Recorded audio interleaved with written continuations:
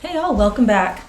At the end of our last video, we had uploaded two shape files, one showing the central point of each national park and one showing the geographic boundaries of each national park. And we'd used the relationships indicated by these noodles to connect them to our National Park Service Recreation dataset based on each park's unit code. So when we left off before, we had mapped where the only geographic variable we had was state level. And this was pretty unsatisfactory because there were multiple parks in many states, and it left us not being able to really look at the park level. We wanted what is known as more granularity. I'm going to open a new sheet, sheet 6, and let's explore the first of our two geographic markers, the centroids, what I have relabeled using the rename function, park center. So there's a geometry variable with National Park Service boundary centroids. I renamed it to park center. And then there's another geometry variable with National Park Service boundary that I've renamed to park boundary using the rename option that we get for each field. So let's just start by double clicking on park center. Maybe twice.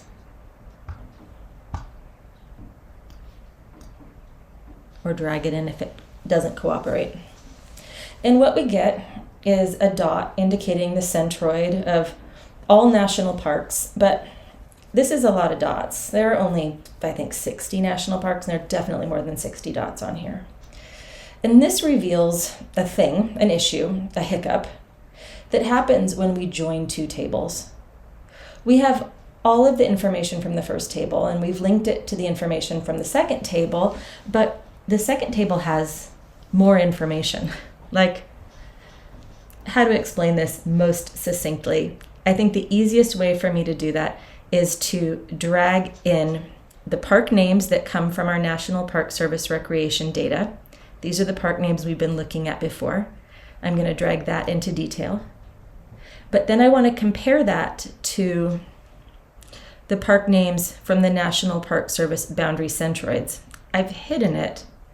We can quickly unhide it for the purpose.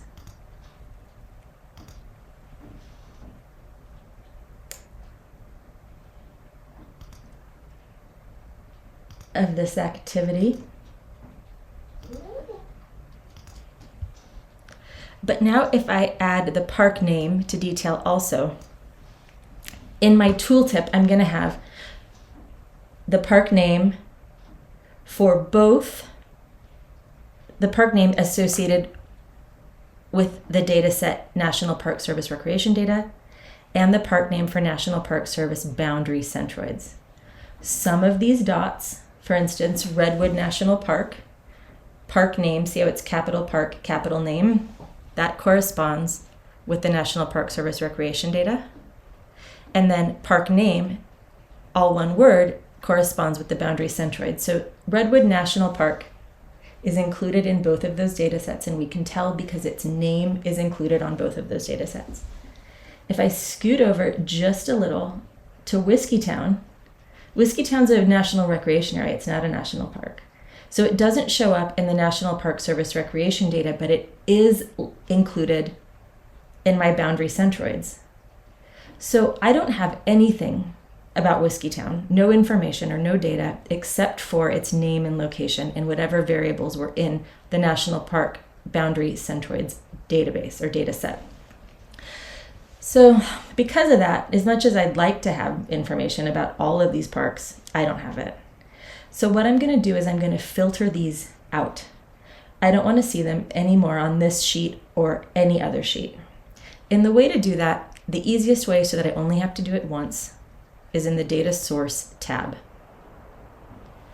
This option up here to add a filter up in the upper right-hand corner. We don't have any filters right now that are universal applied to all sheets in this workbook, but we're going to add one.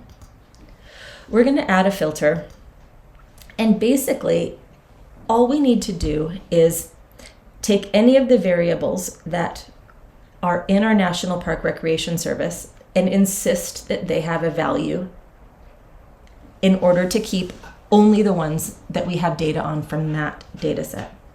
So I'm going to pick region, and I'm going to say okay, and I'm going to take all variables that have a region, all lines of data that have a region, and that's going to be restricted to the national parks that are represented in my National Park Service Recreation Data tab. And then I'm going to say okay. And then when I pop over to sheet 6, my new sheet 6, I'm restricted only to the national parks for which there is both, that's included both on the National Park Boundary Centroids and in the National Park Service Recreation Data. I'm going to remove park name now, the one from the Boundary Centroids, because I don't need it.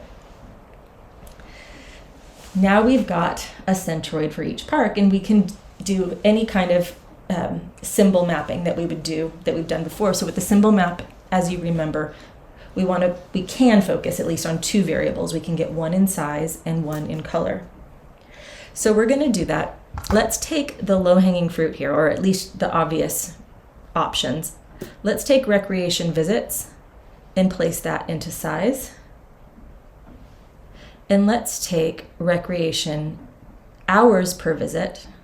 Actually, let's take total overnight stays. So the number of people come versus the number of people that spend the night, and place that in color. Color seems to have worked, but we don't have different sizes. And the reason for that lies here in the marks card, where it's choosing automatic and it chose wrong. Rather than a map, we're not filling a map, we're using symbols, and I want my symbol to be a circle. Now we've got it. Our size is our sum of recreation visits from 1979 to present, and our sum is our total overnight stays from 1979 to present. Let's do a couple formatting things. In color, let's add a border. Actually, in color also, let's edit our palette from automatic. I've been using this temperature diverging. We're going to click to use the full color range, and I'm going to say okay. And now we've got larger dots for the parks that have the most visitation.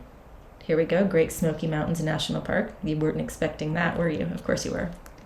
And then on the scale of green to red, where green is nobody staying overnight, to red where there's a lot of people staying overnight, we can see that here in Yosemite, it's the park that has the most overnight stays. We can scroll all the way down here to our most distant park, National Park of America Samoa, 299,000 visitors, but they don't have overnight staying. We also have the National Park in Virgin Islands, which has 24 million visitors all time, and all-time total overnight stays of 6 million. And then we've got our remote Alaskan parks. So this is a very broad geographic area in which there are national parks. Let's change the sheet name to Centroid. And then let's save our file, just so that if we lose it, we'll come back to here.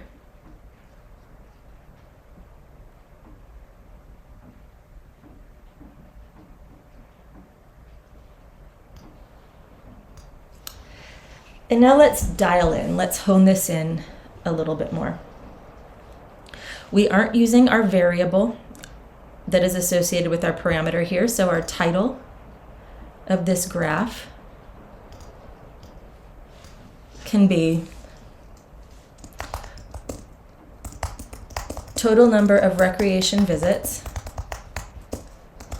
and overnight stays to national parks. Apply. Let's actually click OK. And then since this visualization is really one of a series, right? We have our visits, hours, and distance. We've got our park and our season. We've got seasonality. We've got trend. I want to carry over some of these filters. So if we've got a filter that's affecting park and season, I'd like it to affect our centroid map also. So let's take our year and apply it to our centroid sheet. Let's take our region and apply it to our centroid sheet.